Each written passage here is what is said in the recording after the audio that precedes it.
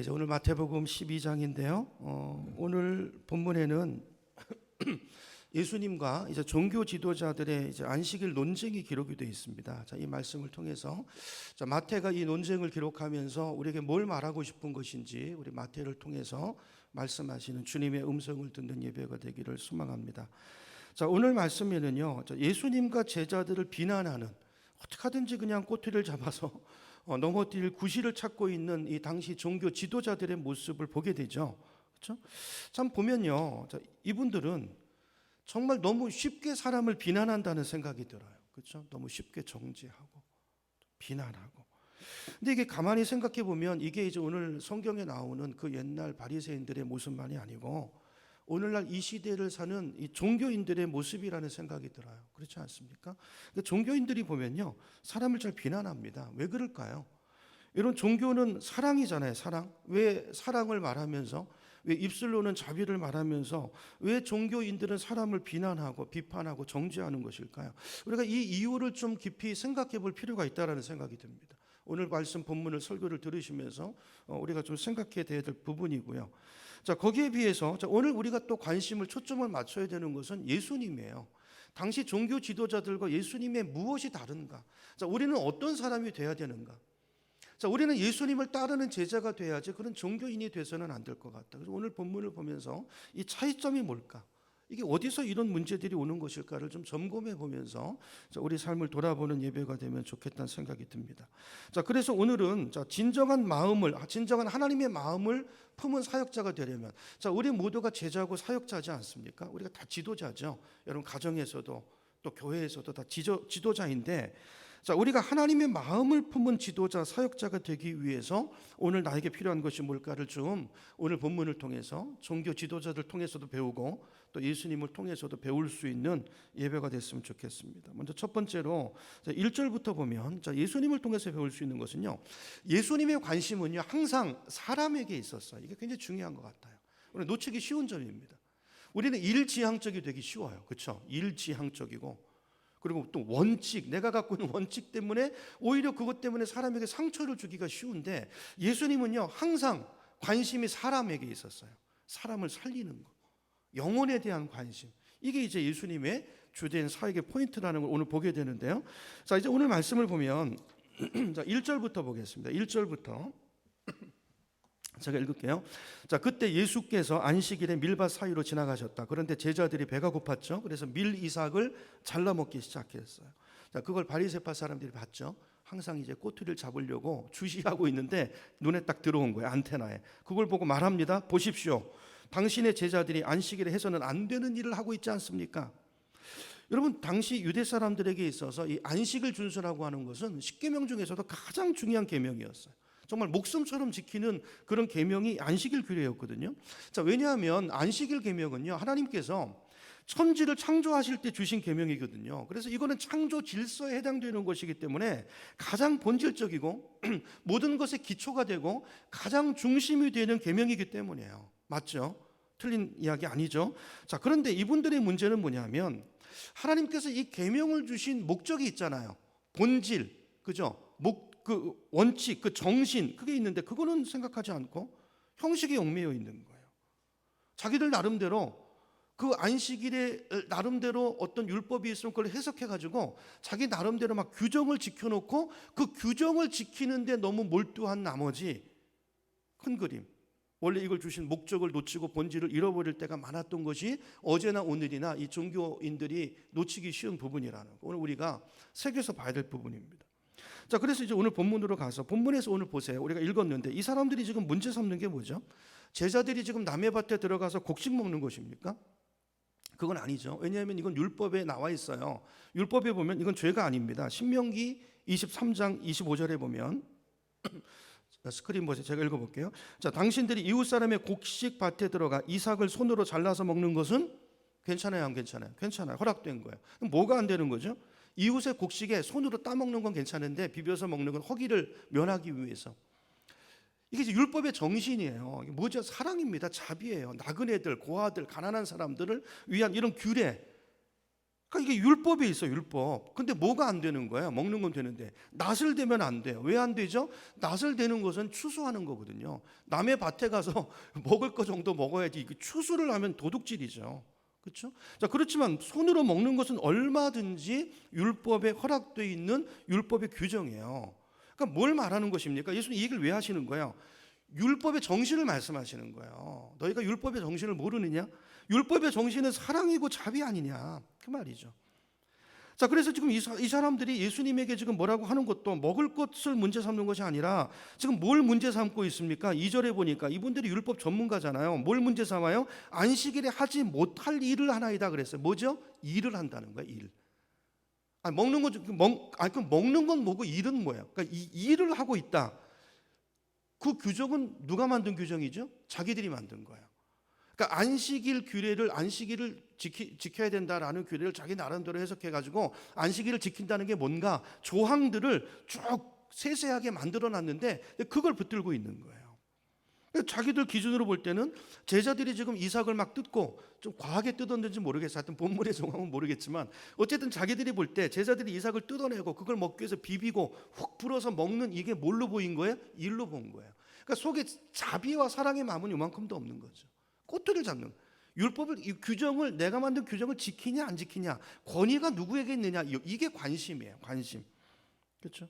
그러니까 안식일에 하면 안 되는 일을 했다는 거예요. 이 사람들이 배가 고프고 안 고프고 이건 중요하지 않습니다. 규정을 지켰냐 안 지켰냐, 이게 관심인 거예요.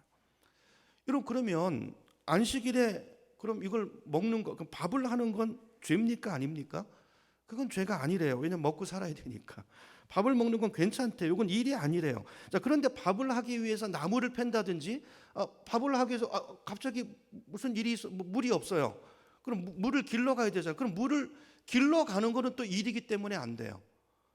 얼마만큼 가는 건 괜찮고 그걸 넘어가면 일이 되니까 안 되고. 자, 이런 것들을 다 정해놨다라는 거죠. 이런 식으로 세세하게 규정을 해놓은 거예요. 그러니까 원래 이제 율법을 주신 하나님의 의도 마음에는 관심이 없고요. 자기 나름대로 율법을 해석해서 그걸 가지고 규정을 만들어 놓고 그 규정을 가지고 지키냐 안 지키느냐 이걸 관찰하면서 사람을 정죄하는 데만 급급해 있는 종교 지도자들의 당시 모습을 마태가 이야기하는 것입니다. 자, 원래 안식일의 목적은 뭐죠? 하나님 안식일을 왜 만들어 주셨습니까? 안식일은요, 사람을 보호하기 위한 법입니다. 아시죠? 선악과 뭐죠? 선악과 안식일 똑같아요. 안전장치예요. 안전장치. 하나님께서 우리에게 모든 것을 주셨지만 선악과는 뭐죠? 이 모든 것을 주셨지만 하나님, 이 주인은 누구예요? 하나님이 주인이에요. 우리에게 맡기신 거죠. 그죠? 내가 주인이다 라는 것을 놓치지 않도록 선악과, 안식일은 뭐죠? 안식일도 마찬가지입니다. 하나님이 주인이시라는 것을 기억하는 날이에요. 여러분, 우리가 이걸 기억하지 못하고 세상에 푹 빠져가지고요, 세상 속에 빠져 살아보세요. 일을 너무 많이 하면요, 사람이 일의 노예가 되기 쉽습니다. 돈 버는 재미 있죠. 노는 재미, 빠지면요, 돈을 벌다 보면 사람이 돈의 노예가 돼요. 그러면서 삶의 목적을 잃어버립니다. 내가 누군지, 무엇을 위해서 잃어버려요. 그래서 우리의 건강을 위해서도 그렇고 우리 삶을 위해서도 그렇고 우리 인생의 목적을 놓치지 않도록 하기 위해서 하나님께서 정하신 규례예요. 이게 일주일에 적어도 하루는 스탑하라는 거예요. 스탑하고 쉬게 만드셨어요. 왜죠? 일주일에 적어도 하루는 쉬면서 내가 왜 사는 건지, 누구 은혜로 사는 거예요? 내가 누구이고 무엇을 위해 살도록 이 땅에 지음받고 하나님 나를 이곳에 내셨는지 이거를 놓치지 말라는 거예요. 내가 혹시 돈의 노예가 되어 있는 건 아닌가? 내가 바르게 인생의 의미를 찾으며 살고 있는가? 바르게 가고 있는가 인생이? 이거 돌아보라는 거예요. 내가 일 때문에 일 중심적으로 해서 내가 놓친 것이 없는가? 그것 때문에 내 자녀가 병들어 있지 않은가? 멈추고 보라는 거예요. 보라는 거예요. 그러므로 여러분, 일주일에 우리가 하루를 쉬면서 예배하는 것은 우리 몸과 우리의 마음을 또 우리의 삶을 튜닝하는 시간이에요. 튜닝하는 시간이에요. 제가 좀 운동 때문에 이제 자전거에 관심이 많아가지고 자전거 이제 보니까 모든 것이 정비, 튜닝 이런 게 굉장히 중요합니다. 그러지 않으면 사고가 나요. 자동차도 그렇고 기계도 그렇고 사람도 마찬가지. 우리는 신이 아닙니다. 이게 창조 질서예요. 자, 이렇게 해야 우리가 삶의 방향을 잃어버리지 않고 하나님의 의도대로 행복한 인생을 살아갈 수 있다는 거예요. 우리를 보호하시는 것입니다. 이 규례대로 사는 것이 지혜인 줄로 믿으시기 바랍니다. 그렇죠? 그런 방법으로 이제 의미를 찾으라는 거예요. 근데 거기다가 어떻게 했어요? 당시 사람들이 세상 규정을 막 만들어 가지고 이게 복잡하니까 안식의 의미는 다 잊어버리고 거기에 온통 혈안이 돼 있어 가지고 이걸 지키냐, 작은 거 지키냐 안 지키느냐 여기 매달려 가지고 내가 잘 지켜요? 그러면 난 의로와 그래서 교만해지고 안 지키는 사람 보면 저건 뭐지? 이러면서 이게 이제 이러고 있는 거예요. 이게 종교 당시 지도자들의 모습, 참 답답한 일이죠. 여러분, 우리가 오늘 이 말씀을 통해서 우리를 돌아봐야 돼요. 여러분, 우리도 우리 원칙주의자, 원칙은 필요한 것입니다. 중요한 것입니다. 그런데 너무 거기에 매이게 되면요, 우리는 그것 때문에 다른 사람을 비판하는 사람이 되기 쉽고 그것 때문에 더 중요한 가치와 본질을 놓치기 쉽다는 거예요. 이거 우리가 조심해야 되는 것입니다. 우리 기독교 교회 안에도 보면 이런 게 많아요. 성경의 원리를 가지고 말씀이 아닙니다. 그러니까 전통으로 교회에서 그냥 해 내려오던 거예요. 그게 어떨 때는 성경 위에 권위에 가 있어요. 조심해야 됩니다. 잘못하면 우리가 바리새인처럼 될 수 있어요. 내가 만든 규정 때문에 가정에서도요, 가정을 율법적으로 다스려 가지고 애들을 숨 막히게 하고 그래서 교회를 떠나게 만들 수 있어요. 하나님은 사랑이신데 하나님을 오해하게 만들고 말씀의 정신은 온데간데 없어지고 그 규정 때문에 비판하고 정죄하고 그래서 그 안에 사랑이 없어지고 사람이 살 수 없는 그런 모습으로 돼가는 이런 것들을 오늘 주님 말씀하세요. 자, 이런 것들에 대한 이 문제에 대한 예수님의 대답이 뭔가를 보지요. 자, 예수님께서 세 가지로 말씀하시는데 자, 먼저 첫 번째 3절을 보겠습니다. 3절을 보시면 다윗 얘기를 하시죠. 3절 보세요. 예수께서 그들에게 말씀하셨다. 다윗과 그 일행이 굶주렸을 때 다윗이 어떻게 했는지 너희는 읽어보지 못했느냐? 4절. 다윗이 어디 들어갔어요? 하나님의 집 어디입니까? 성전이죠. 성전. 자, 성전에 들어가서 제단에 차려놓은 빵을 먹지 않았느냐? 그것은 오직 제사장들밖에는 자기도 그 일행도 먹어서는 안 되는 것이는데 먹었단 말이에요. 자, 그럼 보세요. 자, 다윗이 이렇게 했으면 규례를 어겼습니까? 안 어겼습니까? 성전 규례를 어겼죠. 근데 예수님께서는 이걸 죄라고 얘기하지 않으세요. 자, 왜 그럴까요? 자, 이 예화를 통해서 주님께서 예수님이 뭘 말씀하고 싶은 거예요? 인간의 긴급한 필요는 율법에 우선한다는 거예요. 왜냐하면 율법의 정신이 누구를 위한 거기 때문에 사람을 위한 거기 때문에. 자, 이해하시나요? 다윗의 규례를 통해서 이 얘기를 하세요. 근데 참 재밌어요. 보세요. 자, 이게 어디서 일어난 일이에요? 하나님의 집, 성전이죠. 하나님의 집, 성전. 여러분, 성전 안에서 일어난 일이에요. 성전의 주인이 누구죠? 오늘 예수님 얘기하시잖아요. 오늘 본문에 나오죠. 내가 성전보다 크다. 이 말은 바꿔서 말하면 원문을 보면 내가 하나님이다 그 말이에요. 내가 성전의 주인이다. 여기 8절에도 있죠. 안식일도 누가 만들었어요? 내가 안식일의 주인이다 그 말이에요. 그러니까 성전 안에서 너희가 성전 안에서 이 법을 누가 만들었어요? 하나님이 만들었는데 이 법의 원리나 이 목적은 본질은 다 잃어버리고 그 규례 만든 거 가지고 너희들 이 문제 가지면 다윗 정죄할래 그 말이죠. 근데 이 성전이 주인 대신 권위자 대신 누가요? 예수님이 이거 죄가 아니라고 얘기하시는 거예요. 오늘 본문에.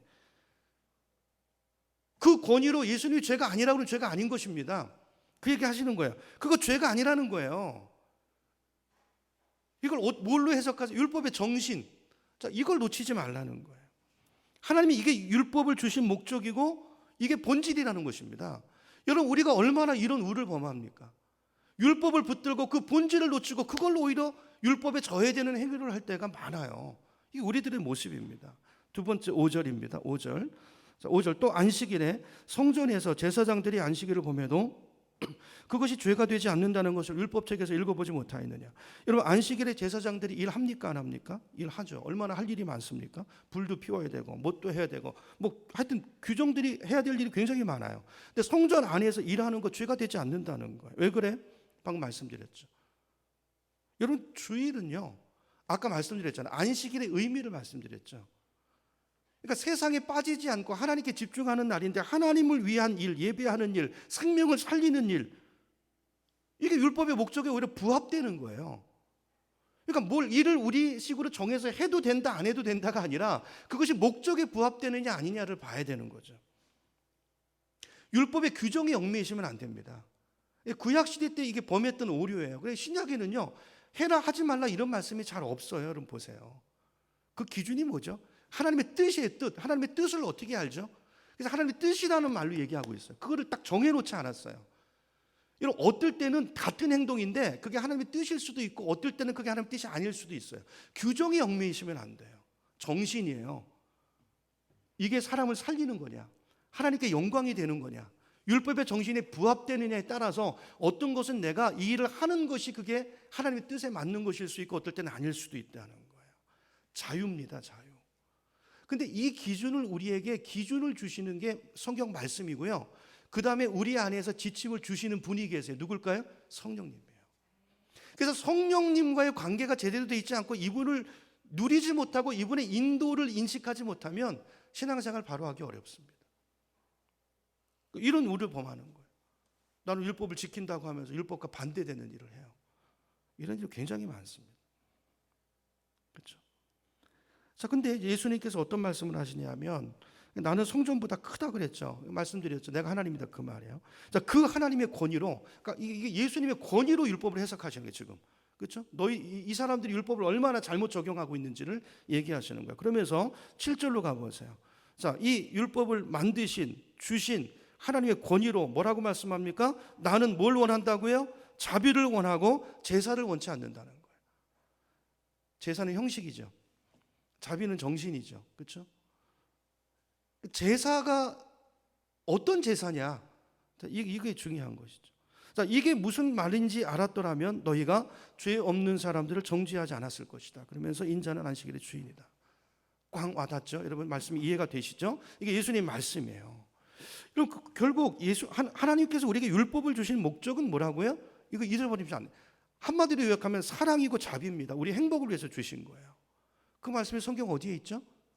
성경 어디에 있습니까? 구약에 신명기 10장 13절. 10장 13절. 우리 스크린보 같이 읽어보겠습니다. 시작. 내가 오늘 내 행복을 위하여 내게 명하는 여호와의 명령과 규례를 지킬 것이 아니냐. 자, 바꿔 말하면 하나님이 주신 모든 율법의 핵심은 사랑이에요. 우리의 행복입니다. 여러분, 그러므로 말씀대로 살면 행복해집니다. 아멘이시죠? 우리 인생이 왜 이렇게 됐죠? 말씀을 떠나서 그래요. 행복이에요, 행복. 말씀을 따라 살면 모든 게 바로 잡아져요. 이걸 일주일에 한 번씩 튜닝하는 사람의 삶과 그렇지 않은 사람은 다르죠. 확 망가져가지고 바로 잡으려면 어려워요. 이걸 계속 말씀을 통해서 튜닝하는 거예요. 내가 바로 가고 있는지, 우리 가정생활은 바로 돼 있는지, 우리 부부관계는 바로 돼 있는지, 내가 지금 너무 돈 버는 거에 빠져 있는 건 아닌지, 그것 때문에 더 중요한 가치를 놓치고 있는 것은 아닌지, 잘못 살고 있는 건 아닌지. 그렇죠? 누구를 위해서? 우리를 위해서 주신 말씀인데 이 말씀을 기준으로 나를 튜닝하는 거예요. 말씀에 벗어나 있는 부분들을 조정하는 거예요. 이 예배 시간입니다. 자, 이 마음을 안다면 안식일을 어떻게 지켜야 돼요? 안식일은 사람을 살리는 안식일이 돼야 돼요. 근데 우리가 예배를 드리면서도 우리 전통 교회가 많이 그랬어요. 예배 시간에 누구 늦나 안 늦나 보고서 그렇죠?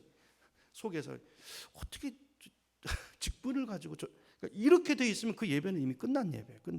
사람을 살리는. 그래서 우리는 사역을 할 때, 오늘 이제 말씀의 제목이 하나님의 마음을 품은 사역자가 되려면 이거잖아요. 우리가 다 일을 하잖아요. 자, 그러면 반드시 기억해야 되는 게 뭐냐면 여러분도 다 원칙이 있으시죠? 성경 말고 여러분 말씀이 원칙이 되는데 여러분의 원칙이 다 있으시잖아요. 그러면 원칙이 중요하고 우리 사역과 교회 생활에 말씀이 가이드라인이 돼야 되지만 그러나 그것이 그 원칙이 사람보다 더 중요해서는 안 된다는 거예요. 우리가 점검해야 되는 게 뭐냐면 내 원칙 때문에 혹시 사람이 소외가 된다든지 내 원칙 때문에 누군가 옆에 사람이 상처를 받는다든지 아니면 명분, 내 원칙이 또 이게 사람이 명분 찾는 걸 좋아하잖아요. 이게 성경적인 난 성경 말씀이야. 그래가지고 그것 때문에 사람을 제끼면서 원칙이 그 위에 올라가 있다면 이거는요 우리가 이미 율법주의자, 율법적인 사람이 돼 있다는 거예요. 이미 바리새인이 다른 사람이 아니라 내가 바리새인이라는 것을 오늘 내 삶이 이야기하는 것입니다. 그러므로 여러분 오늘 우리 교회에서 사역하는 저를 포함해서 우리 모든 사역자분들이 꼭 기억해야 되는 게 뭐냐면요, 내 원칙주의나 내가 붙들고 있는 어떤 그것 때문에 누군가 희생당하는 사람이 혹시 없는가 이걸 돌아보셔야 돼요. 항상 돌아봐야 돼요. 일보다 중요한 것은 사람입니다. 큰 일을 해놓고 사람을 잃어버렸습니까? 그건 잘못된 일이에요. 그건 하나님을 위해서 일한 게 아니고 자기를 위해서 일한 거예요. 안 하는 게 낫습니다. 그러니까 우리는 일지향주의에 너무 매몰돼 있어요. 이 세속주의 속에 살면서. 이걸 이제 바로 잡는 게 이제 교회. 하나님의 나라의 원리는 다릅니다. 사람이에요. 생명입니다. 가치가. 세상은 그렇지 않잖아요. 여러분, 그러므로 우리가 일을 하면서 원칙과 사람이 부딪힐 때는 이게 교회가 그걸 훈련하는데요. 우리 세상은 어쩔 수 없이 그런 세상 속에서 막 살잖아요. 그러면서 고통하고 아파하고 그러잖아요. 근데 이걸 우리가 바로잡아 훈련해야 돼요. 여러분, 교회에서는 절대로 원칙과 사람이 부딪힐 때는 뭘 붙잡아야 되죠? 원칙 내려놔야 돼요. 그때는 사람 붙잡아야 돼요. 사람 붙잡아요. 하나님의 사랑, 사람, 자비를 선택해야 되는 줄로 믿습니다. 그래 교회인 거예요. 그렇죠? 자, 그래서 리더라고 하는 것은 여러분 다 직분들이 있으시고 그걸 결국 고민하는 거예요. 우리 속에 유혹이 있습니다. 어떤 성과를 내려는 유혹이 있어요. 그때 우리는 항상 생각해야 돼요. 내가 사람을 택할 거냐, 사랑을 택할 거냐, 아니면 원칙을 택할 거냐, 성과를 택할 거냐. 그 둘 사이에서 늘 고민하고 기도하고 균형을 맞추려고 애를 쓰고, 이게 지도자라는 생각이 들어요. 그럼에도 불구하고 결국엔 뭘 붙들어야 돼요? 사람과 사랑, 하나님의 마음을 붙드는 것, 이게 먼저가 돼야 되는 줄로 믿습니다. 그래서 베드로전서 4장 8절에 보면 베드로가 이렇게 말합니다. 무엇보다도 먼저 서로 뜨겁게 사랑하십시오. 그 사랑은 허다한 죄를 덮어줍니다. 그래서 오늘 우리 마음속에 첫 번째, 이게 예수님이 우리한테 주신 교훈이에요. 중요한 것은 사람이어야 됩니다. 여러분, 한번 여러분을 생각해 보세요. 나의 가장 중요한 원칙이 사람인가, 영혼인가? 그리고 다른 건 그 다음이에요. 다음. 그렇죠? 사람을 먼저 배려하고 사람을 먼저 사랑할 줄 아는, 존중할 줄 아는. 여러분, 사람에 대한 존중심이 있어야 돼요. 하나님이 우리를 그렇게 존중하시잖아요. 그게 성령을 모시고 사는 사람에게 나타나야 되는 생명 존중의 사상이에요. 생명을 존중히 여기는 것이 하나님을 존중히 여기는 것입니다. 첫 번째고요. 자, 두 번째로 진정한 하나님의 마음을 품는 사역자가 되려면 우리가 두 번째 기억해야 되는 것은요, 다른 사람의 고통을 공감할 수 있어야 된다는 거예요. 그거를 아파할 수 있어야 된다는 거예요. 이게 하나님의 마음이고, 이 마음 때문에 예수님이 오신 거잖아요. 9절부터 봅니다. 9절, 예수께서 그곳을 떠나서 그들의 회당에 들어가셨다. 그런데 거기 누가 있습니까? 한쪽 손이 오그라든 사람이 있어요. 자, 사람들은 예수를 고발하려고 안식일에 병을 고쳐도 괜찮습니까? 예수께 묻습니다. 자, 여기 보면 이 종교 지도자들은요, 이 사람이 안 보여요. 이 손이 오그라져 있는 이 사람이 눈에 들어오지 않습니다. 뭐가 들어오죠? 율법, 규정, 예수님을 꼬투리 잡는 이거예요. 어떻게 보면 자존심이에요. 제가 다음 주에 말씀드리겠지만 자존심. 그러니까 권위자가 누구냐? 내가 권위자인데 율법에 어디서 젊은 사람이 와가지고 그렇게 하니까 그 자존심 때문에요. 이게 건드려져 가지고 사람이 보이지 않아요. 자, 오늘 이거 10절 말씀쯤이면 예수님께서 자기들이 안식일을 지키지 않는 게 아니죠. 안식일 규례를 안 지키는 거예요. 이걸 구분하셔야 돼요. 예수님은 율법을 어기신 적이 없어요. 그분은 율법에 만드신 분이고요. 율법을 정확하게 지키세요. 율법의 규례, 장로들의 전통을 안 지키는 거예요. 장로들의 전통, 그 쓸데없는 전통. 그걸 충돌하는 거예요. 그렇죠? 율법을 어기신 게 아닙니다. 예수님은 율법을 존중하고. 자, 그래서 이제 이 안식일을 지키지 않는다. 자기들이 볼 때. 그래서 뭔가 트집을 잡기 위해서, 현장을 잡기 위해서 질문합니다. 안식일에 병을 고쳐도 됩니까? 그때 이제 예수님이 이제 다 대답하시죠. 11절 가보세요. 예수께서 그들에게 말씀하셨다. 너희 가운데 비유를 말씀하시죠. 어떤 사람에게 양 한 마리가 있다고 하자. 그것이 안식일에 구덩이에 빠졌으면 그것을 잡아 끌어올리지 않을 사람이 어디 있겠느냐. 사람이 양보다 얼마나 더 귀하냐. 그러므로 안식일에 좋은 일을 하는 것은 괜찮은 일이다 그랬어요.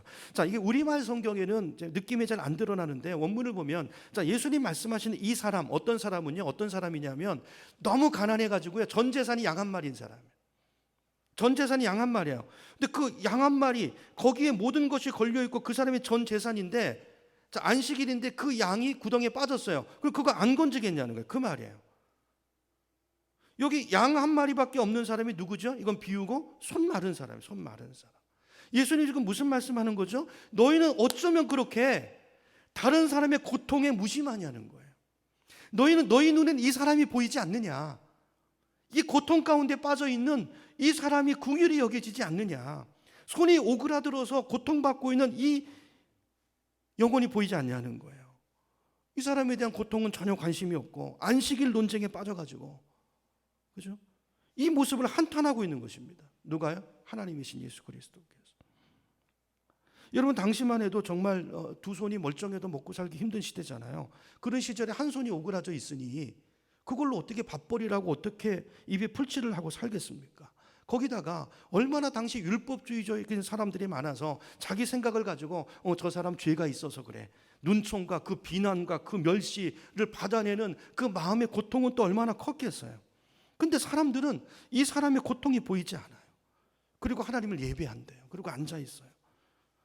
왜 보이지 않을까요? 이 사람들은 오직 종교적인 원칙이 너무 중요한 거예요. 우리 혹시 이러지 않습니까? 이런 사람이 율법주의적이 되고 원칙주의에 빠지면요, 사람이 잘 보이지 않습니다.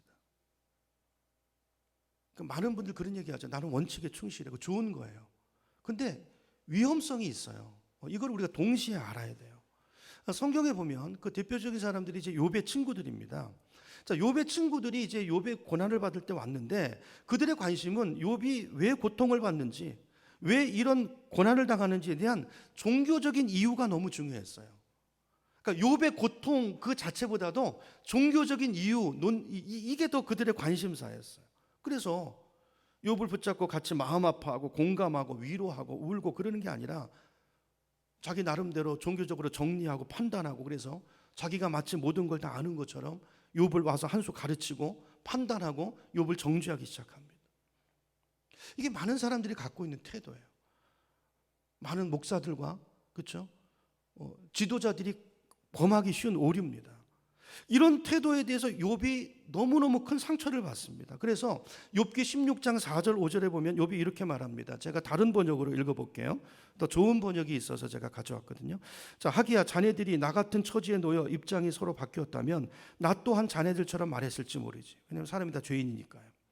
나 또한 자네들처럼 함부로 아무 말이나 마구 퍼부으면서 네가 가엾다는 듯 머리를 절레절레 흔들었을지도 모르지. 하지만 적어도 나는 입을 열어 여러 가지 말로 자네들을 그래도 위로하고 입술로나마 자네들의 고통을 덜어주었을 것세. 이렇게 말해요. 근데 이 사람들의 자비의 마음이 하나도 없는 거예요. 그들의 입은 뭘 말하죠? 율법을 말해요. 원칙을 말해요. 이게 맞다고 말해요. 근데 그 안에 자비도 없고 사랑도 없어요. 욥에게 전혀 위로가 되지 않습니다. 나중에 욥의 친구들이 하나님 앞에 굉장히 큰 꾸중을 듣습니다. 여러분, 오늘 저와 여러분이 하나님의 마음을 품은 사역자가 되려면 우리가 꼭 기억해야 되는 게 뭐냐면 남의 고통을 느낄 줄 아는 사람이 돼야 된다는 거예요. 여러분, 공감 능력, 이게 너무 중요합니다. 근데 이게 생각처럼 쉽지가 않아요. 남의 이 고통을 느낀다는 게 이게 생각보다 어렵습니다. 왜냐하면 특별히 이제 일지향적인 사람들 있잖아요. 오늘 칼럼 읽어보세요. 남자들의 성향이기도 한데요. 남자들은 대부분 어떤 고통, 작은 문제보다도 큰 일이 중요합니다. 어떤 프로젝트, 보이는 사실, 뭐 일이 진행돼야 되고. 여러분, 남자 여자를 떠나서도 성향이 그런 사람들이 있어요. 성과지향적이고 일지향적이고 뭔가 보여지는 가시적인 결과가 있어야 되고, 이걸 굉장히 중요한 사람들이 있어요. 그런 분들 잘 들으셔야 돼요. 오늘 욥의 친구들처럼 될 가능성이 굉장히 높습니다. 거기다가 어떤 경쟁과 목표의식까지 주어지면 정말 다른 사람의 고통에 대해서는 관심을 전혀, 그 사람의 고통을 읽지 못하는 사람이 돼요. 여러분, 우리 가운데 지도자들 많이 계시잖아요. 부사장님들, 또 사역자분들, 뭐 장로님, 권사님, 집사님, 뭐 저는 말할 것도 없고. 자, 이런 지도자들은요, 그래서 굉장히 기도 많이 하셔야 돼요. 그렇지 않으면 우리는 일지향적인 사람이 되기 쉬워요. 사람을 제끼고 일을 우선하는, 그렇죠? 원칙 때문에, 또 걷다가 어떤 성경적인 명분까지 얹어가지고 그것 때문에 뭔가 내 명분 때문에 누군가를 상처 주고, 자기는 몰라요. 상처 주는 줄도 모릅니다. 근데 퍽퍽 쓰러져요. 저도 사역을 하다가 이제 저의 이런 성향 때문에 내 주변에 상처를 받는 사람들이 있구나라는 것들을 느낄 때가 여러 번 있었어요. 그래서 언제부턴가 이제 그때부터 제 성품에 대해서 제가 기도하기 시작했거든요. 하나님, 제가 일 때문에 영혼 놓치면 아무것도 아니잖아요. 영혼을 맡겨주셨는데 일을 맡겨주신 거 아니잖아요. 그렇잖아요. 그래서 언제부턴가 그 기도하기 시작해서 하나님, 제가 성도님들의 아픔과 상처를 공감할 줄 아는, 이 공감 능력이 너무 중요한데 이걸 너무 자주 놓친다는 생각이 드는 거예요. 그걸 느낄 줄 아는 목회자가 되게 해주십시오. 기도하기 시작해서 지금도 이 기도하고 있는데 많이 부족하죠. 조금만 신경을 안 쓰면 또 일에 누리가 있고 또 사람이 안 보이고, 참 우리 인간이 그런 사람이라는 생각이 들어요. 여러분 어떠세요? 여러분 어떠십니까? 여러분 옆에 사람의 고통이 느껴지십니까? 저 사람이 어떤 저런 반응을 할 때 그 밑에 있는 그런 고통이 느껴지십니까? 그걸 볼 줄 알고, 그러면 그 사람, 여러분 사람이 다 똑같지 않습니다. 원칙이라는 건 뭐예요? 내 원칙주의적인 사람이 뭐냐면, 나는 내 원칙, 이거 잘못된 거 아니니까 원칙대로 해요, 다. 아니, 모든 사람이 같지 않습니다. 원칙은 사랑해. 그 사람 입장에서 서라는 게 성경의 원칙이지, 그건 내 원칙이죠. 사람마다 똑같지 않아요. 사람마다 가지고 있는 아픔과 약점과 상처들이 다 다릅니다. 다르게 대해야 돼. 자녀도요. 여러분 자식, 저희도 4명이 다 달라요. 어쩌면 그렇게 다른지 모르겠어요. 넷만 다른 게 아니라 저희 6사람이 너무 달라요. 너무 달라요. 여러분, 남의 고통이 느껴지지 않는다면, 그 사람의 입장이 공감되지 않는다면, 나도 모르는 사이에 우리는 다른 사람한테 상처를 줄 가능성이 굉장히 많아요. 많은 사람이.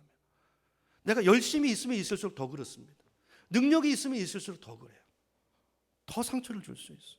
그래서 우리가 기억해야 되는, 이건 꼭 기억해야 되는 건데요. 우리는 본능적으로, 우리가 죄인이라는 건, 죄는 자기 중심성이거든요. 우리는 본능적으로 내 중심적이고 다른 사람의 고통에 둔감하다는 걸 인정하고 기억하시고, 그걸 만질 수 있는 사람이 되게 해달라고 예수님의 성품을 구하는 이 겸손한 기도가 필요하고요. 이렇게 조금씩 훈련하는 것입니다. 조금씩 다른 사람의 고통에 민감한 그런 따뜻한 지도자들이 되가시는 그런 저와 여러분이 되기를 축원합니다. 그다음 13절로 가보시면, 예수님께서, 그리고 이제 손이 오그라진 사람에게 말씀하시잖아요. 내 손을 내밀라 그래서, 내밀라, 손을 내미니까 다른 손과 같이 성하게 됐다는 말씀이 나오죠. 자, 이 구절을 읽으면서 여러분 의문점이 들지 않습니까? 왜 예수님께서 고치는데 손을 내밀라고 하시죠, 이 사람한테? 자, 여기 보면 이 사람 손이 오그라들었다고 그랬잖아요. 이게 이제 손 마른 병인데요. 이게 어떤 병이냐면 혈액순환이 안 되는 거예요. 그래서 이 피부가 이쪽 부분이 쪼그라드는 것입니다. 그래서 이렇게 손이 이렇게 된 거예요. 그러니까 이렇게 손이 이렇게 됐으니까 생각해 보세요. 이 사람 입장에서 자기 손이 얼마나 부끄러웠겠습니까? 그래서 이분은 갈 때마다 할 수 있으면 손을 감추고 숨기고 그랬겠죠. 근데 그 사람에게 예수님께서 손을 내밀래요. 자, 근데 마태복음에는 안 나와 있는데요. 스크린 보여주세요. 마가복음 3장 3절에 가보면 이게 동일 본문이거든요. 이렇게 말씀하세요. 손 마른 사람에게 이르시되 한 가운데로 나와서 일어서라, 이렇게 말씀해요. 한 가운데로 나오래요. 나와서 일어서래요. 왜 그랬을까요? 아마도 여러분 자기 어떤 치부를 사람들한테 내어놓는 것이 치유의 첫걸음이기 때문에 그러셨을 거예요. 여러분 이 마음을 가지고는요, 병을 고쳐도 어디 가도 제대로 살지 못합니다. 여러분 정말 그래요. 저도 이제 목회자 생활을 하면서 이제 굉장히 치유받는 사람들을 많이 보는데 공통점이 있어요. 어떤 사람이 치유를 경험하느냐, 어떤 사람이 새로운 인생을 사는가, 과거를 털어버리고 미래를 향해서 나가는가 보면요, 자기 아픔을 숨기고 있는 사람은 그런 은혜를 체험하지 못합니다. 숨기고 있으니까 골마요. 근데 그거를 내어놓는 사람이에요. 스스럼 없이. 부부 문제를 할지라도 어떨 때는 전에 교회에서 보면 이제 목장 안에서도 아니 어떻게 부부 이야기를 저런 이야기까지 하지? 근데 스스럼 없이 내어놔요. 근데 놀라운 것은요, 턱하면서 내어놓는 그 순간부터 치유가 일어나요. 그 공동체가 성숙한 공동체라면 말이죠. 치유가 일어나요. 그 안에 말씀이 있다면 말이죠. 치유가 일어나요. 참 놀라워요. 근데 그 사람만이 아니라 온 가족이 치유되고, 자, 이걸 탁 내놓고 말씀 앞에, 빛 앞에 탁 내어놓으면요, 그 순간부터 그 사람이요, 그 문제에 대해서 자유로워지기 시작해요. 여러분 그걸 숨기고 다니면 거기 매이는 것입니다. 탁 내놓는 순간 아무것도 아니에요. 마귀가 속이는 거예요. 여러분 이런 문제들이 얼마나 많은지 몰라요. 탁 내어놓으면 두렵잖아요. 그러니까 이게 이제 사실 교회가 이제 이런 성숙한 공동체가 되어야 되는 거죠. 내놓으셔야 돼요, 여러분. 어떤 이제 좋은 소그룹 안에서 이제 우리 교회도 소그룹들을 이제 만들어 가지만, 또 교회 안에 믿음의 좋은 분들이 있잖아요. 여러분 내어놓으시기 바랍니다. 여러분 달라요. 세상과 교회는 다릅니다. 근데 거기에 비해서 내놓지 못하는 사람들이 있죠. 그럼 치유되지 못합니다. 이런 이야기 하는 거 좀 죄송하지만 못 내놓는 분들은 되게 어떤 분들인가 제가 보니까요, 좀 많이 배운 사람 잘 못 내놔요. 다른 사람의 시선, 어떤 자기 포지션 이런 것 때문에 혹시 그것 때문에 뭔가 손해가 올까 봐 못 내놔요. 뭔가를 이룬 사람, 또 체면을 많이 따지는 그런 문화 속에 있는 사람. 근데 못 내놓으면요, 치유도 되지 않습니다. 너무나 많은 사람들이 이 안고 있는 문제를 끌어안고 있기 때문에 이게 해결되지 않아요. 그것 때문에 고통하는 얼마나 많은 가정과 인생들이 있는지 몰라요. 여러분, 교회는요, 가정은요, 상처를 내어놓을 수 있는 곳이 돼야 돼요. 여러분, 가정을 한번 보세요. 한번 여러분 가정을 각자 점검해 보세요. 내 상처를, 애들이 상처를 다 내어놓아도 그게 용납받는 분위기인가 아닌가. 그게 건강한 가정입니다. 여러분, 애들이 잘 자라는 것 같죠? 아무 문제 없는 것 같죠? 곪고 있는 거예요. 애들인데 그 나이 때 왜 있을 문제가 없겠습니까? 막 집에 와서 자연스럽게 이야기하는 게 당연한 거예요. 애들이 커도 자기 문제가 있을 때 엄마, 아빠, 여러분, 자녀들이 상담해 오십니까? 그래야 돼요. 엄마, 아빠한테 자기 삶, 자기 죄, 어떤 남자친구, 여자친구가 이것들을 이야기할 수 있어야 돼요. 그래야 그 아이가 건강한 아이, 건강한 가정이에요. 교회도 똑같습니다. 이게 내어놓아지고 이게 치유되어져야 돼요. 그래야 교회고, 그래야 거기가 가정인 거예요. 그죠? 여러분, 그러므로 여러분, 이게 우리 이런 공동체를 만들어 가려는 노력을 해야 돼요. 이게 우리의 사명입니다. 우리에게 교회를 주신, 말씀을 주시고 성령을 주시고 이런 공동체를 주신 우리가 이루어 가야 될 교회의 모습이에요. 우리가 절대로 포기해서는 안 되는 이루어 가야 될 교회의 모습이에요. 그런 공동체. 내어놓는 부분에 대해서 어떤 분도 자기 이야기를 하면서 부끄럽지 않은 공동체. 처음엔 부끄러울 수 있고 그 말하는 사람 입장에선 그게 엄청난 이 모험일 수 있지만 그걸 내놓고 자유롭고 받아들여지고 그 속에서 치유되어져 가는 그런 공동체, 성숙함. 이제 교회에서 제가 이제 전에 교회에서도 모임을 인도할 때 답답한 게 뭐냐면, 부부 문제가 있는 가정, 부부 문제 없는 가정이 어디겠습니까? 근데 부부가 같이 와가지고, 모임에 와가지고 뭐 부부 중에 한 사람이 가정 얘기를 해요. 돌아가다가 어떻게 합니까? 경을 치죠. 어디 가서 집안 얘기를, 그런 얘기를 꺼냈냐고 막 윽박지르고, 그죠? 결국 그 다음도 하고 싶은 얘기도 못하고 여러분, 이거 정말 건강하지 않은 모습이에요. 우리가 교회 다니는 이유가 뭡니까?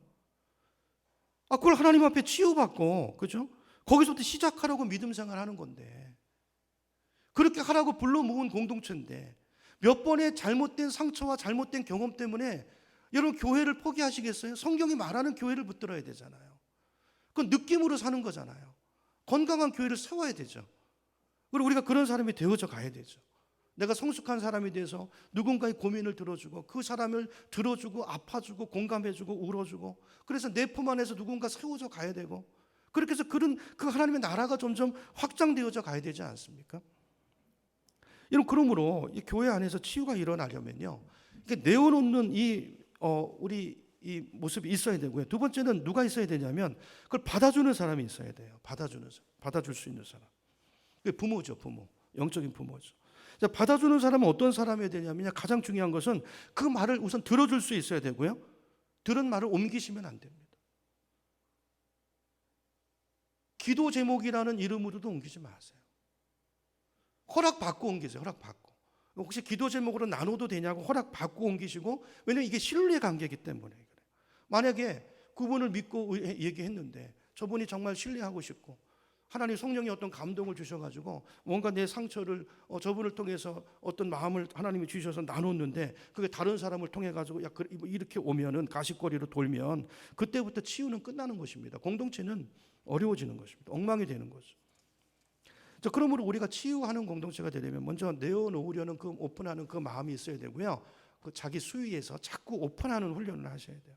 그리고 들어주는 사람이 있어야 되고, 들어주는 사람은 어떻게 된다고요? 말 옮기면 안 돼요. 말 옮기면 안 되고, 두 번째 자세가 있어요. 절대로 잔소리하거나 정죄하면 안 됩니다. 그 얘기 듣고 그냥 기다려줘야 돼요. 공감만 해주고, 그렇죠? 근데 이게 쉽습니까? 어렵습니까? 어려워요. 그래서 이게 섬김이에요. 그러니까 오늘 바리새인들처럼 우리 안에 종교적인 모습이 있어가지고요, 우리가 신앙생활을 오래 했을수록 내가 정답을 알잖아요. 근데 정답을 안다고 그게 납니까? 자기도 그렇게 못 살면서 아는 정답 가지고 그 사람 문제 들으면 이건 이렇게 해야 되는데 저렇게 이러면서 자꾸 가르치려고 하고 말을 하는 순간부터 치유는 일어나지 않아요. 제가 이제 저희 딸이 지금 직장 생활하잖아요. 걔가 어떨 때는 직장이 왜 안 힘들겠습니까? 여러분, 직장 다니시는 월급 그냥 줍니까? 얼마나 그러니까 얘가 막 눈물 날 일이 많고 그래요. 그러면 제가 목사잖아요. 지선아, 그거는 하나님이 너 훈련시키려고 그렇게 한 거니까 아빠가 생각할 때는 저기 출애굽기 12장 이렇게 가지고 이야기하면은 걔가 말하고 싶겠습니까, 아빠랑? 걔도 답은 다 알아요. 근데 들어주길 원하는. 정답을 얘기하는 게 아니라, 야, 네가 하나님의 자녀인데 하나님의 나라를 위해서 거기서 그래야지. 야, 그거는 네가 이겨내 이러면요, 그걸 끝나는 거예요. 저는 안 합니다, 그 다음부터. 다 알아요. 들어달라는 거예요. 들어줄 사람이 필요해요. 너무 외로워요. 여러분, 직장에서요, 하나님의 자녀로 사는 게 쉽습니까? 어렵습니까? 너무 어려워요. 우리 지선이가 얘기하는데 예수 믿는 사람이 없대요, 아예. 없대요. 그러니까 말씀대로 사는 게 너무 그 힘든 싸움을 하는 거예요. 투정하는 것입니다. 받아줘야 돼요. 근데요, 이걸 받아주는 사람이 잘 없어요, 여러분. 집에서도 없고요, 없어요. 이걸 하는 데가 교회여야 돼요. 그러면 그 교회가 바로 서 있는 교회예요. 근데 교회도 이 기능을 못한다. 그러면 그냥 교회도 아무것도 아닌 거예요. 그 성경을 보세요. 여러분, 시간 나시면 이번 주간에 가셔서 서신서를 한번 읽어보세요. 전부 이 얘기입니다. 제가 말씀한 이 이야기예요. 서로 들어주고, 서로 버텨주고, 서로 견뎌주고. 다시요. 말 옮기지 말고, 마치 내가 모든 것을 다 아는 것처럼 잔소리하거나 정죄하지 말고 그냥 격려하면서 기다려주시면 돼요. 그게 제일 빠릅니다. 제가 경험해 보니까. 들어주기만 했더니 엄마한테 말하고 아빠한테 말하고 지선이가요, 놀랍게 컸어요. 놀랍게 컸어요. 죄송합니다. 제가 저희 얘기하는 거 아니에요. 들어주기만 했더니. 그리고 나중에 지가 정리해서 이야기해요. 그래, 맞다. 아빠도 너 그렇게 생각했구나. 그때가 얘기할 때예요. 그래, 맞다. 네 말이 맞다. 아빠도 그렇게 생각한다. 그러면서 이렇게 해서 좀 보완해주고 귀를 잡아주고, 이게 가장 빠릅니다. 그러지 않으면 이 말할 기회가 없어집니다. 그렇죠? 우리 이렇게 했으면 좋겠어요. 갈라디아서 6장 2절인데요. 갈라디아서 6장 2절 우리 한번 같이 읽어보겠습니다. 스크린 보고 읽습니다. 시작. 여러분은 서로 남의 짐을 져주십시오. 그렇게 하면 여러분이 그리스도의 법을 성취하실 것입니다. 뭐가 성취하는 거라고요? 남의 짐을 져주는 거예요. 짐을 져준다는 게 뭘까요? 제가 말씀드린 이야기예요. 그 사람 속에 치유가 일어날 때까지 이야기를 들어주고 고통을 함께 느껴주고 끌어안아주고 공감해주면서 뭘 하면 안 돼요? 전하면 안 되고 잔소리하면 안 돼요. 기다려주는 거예요. 이게 남의 짐을 져주는 거예요. 어려워요, 쉬워요? 어려워요. 근데요, 이걸 하면 내가 자라요. 예수님의 마음을 알게 돼요. 자, 이런 순종이 있을 때 복음서 예수님의 그 마음, 이 문장 속에 있는 그 예수님의 마음이 느껴져요. 아, 이게 예수님의 사역이고 사랑이구나. 이럴 때 우리가 그리스도의 법을 성취하는 것이 된다는 것입니다. 저는 우리 교회 안에 이런 관계들이 좀 많아졌으면 좋겠습니다. 1대1 관계들을 통해서 1대1 관계. 정말 내 아픔을 누군가에게 내어놓고, 그리고 내어놓은 사람에 대한 말을 들어주고 같이 울어주고, 그리고 진심으로 기도해주고, 그리고 진심으로 그 사람을 축복해주고, 이런 그게 하나님의 마음이잖아요. 특별히 새가족분들, 그죠? 인생이 얼마나 모진 홍파, 이제까지 살아온 그 인생의 수많은 그 우여곡절들, 그거를 누가 들어줘요? 하나님 들어주시죠. 근데 하나님 이전에 누가 있습니까? 우리가 그걸 듣는 사람이 될 때, 그런 모습을 통해서 하나님이 누군가를 알게 되고, 이제 하나님 앞에 기도하게 되고, 자, 이런 섬김을 받았을 때 그분이 영적인 어른이 됐을 때 또 누군가를 품어줄 수 있는 사람이 되고, 하나님의 나라는 이렇게 확장되어져 가는 것입니다. 그렇죠? 이게 섬김이에요, 섬김.